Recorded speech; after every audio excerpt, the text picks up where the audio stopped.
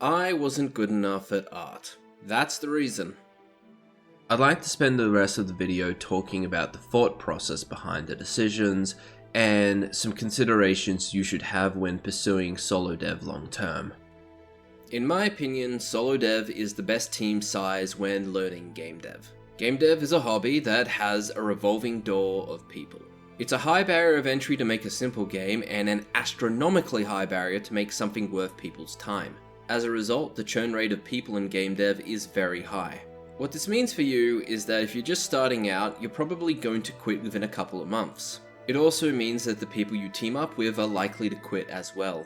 On top of that, the people who have stuck around are not going to want to work with people who haven't proven that they won't quit. And that's all with the assumption that you have a useful skill that people want in a team.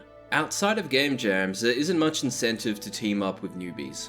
So I think that most people should start out as solo developers. It lets you learn at your own pace, it doesn't negatively impact other people if you quit, and most importantly, it lets you explore what your strengths and weaknesses are in the game dev space. Understanding your strengths and weaknesses is important because it's likely that you don't have the natural talent to make it as a solo developer. And it's not because you're hopeless, it's because you can't really be bad at anything.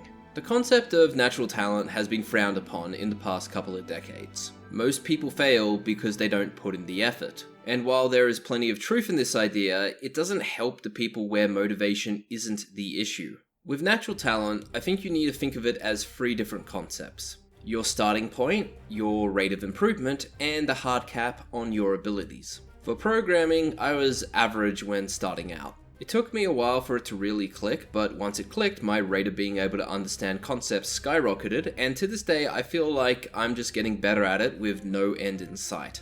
Art, on the other hand, is something I started out being 1 standard deviation below average.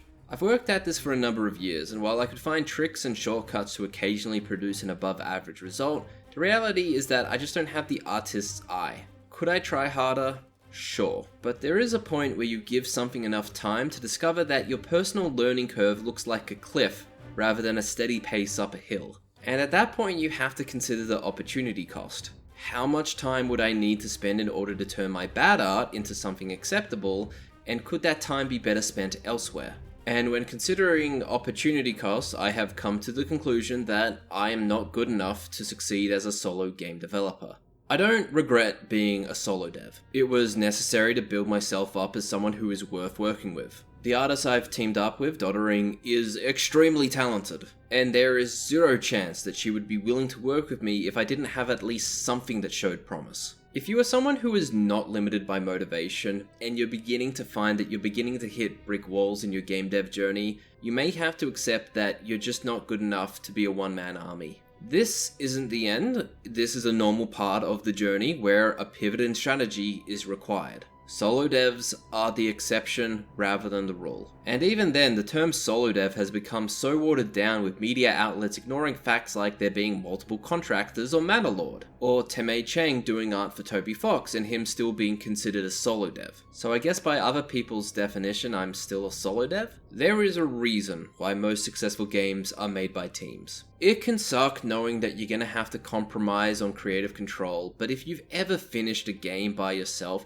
you already know how much you had to compromise to finish the project. And at least in my situation, I think that teaming up with an artist has 100% been the right move, and I don't think I will ever go back to making video games by myself.